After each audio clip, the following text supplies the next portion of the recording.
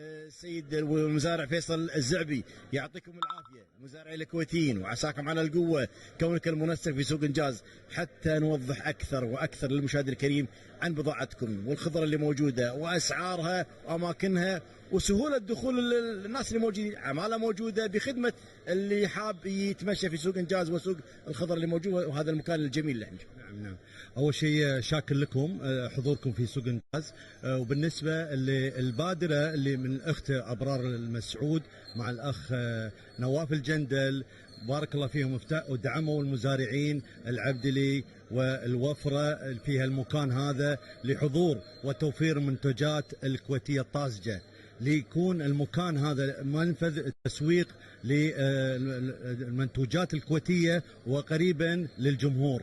وشرط أن تكون المنتوجات هذه كلها طازجة، تقطف صباحا والساعة 10 تفتح البوابة لاستقبال الجمهور. انا اشوف ما شاء الله هذا الاقبال الجميل اللي موجود، كذلك ان اللي حاب يعني انتم ما شاء الله اسعاركم هم ما شاء الله بمتناول الجميع، يعني شلون قدرتوا تجمعون هالمزارعين في مكان واحد تحت سقف واحد وفي موقع واحد وهو في الري؟ طبعا صار تواصل بيني وبين المزارعين، عرضت عليهم الفكرة هذه البادرة من الأخت والأخ نواف،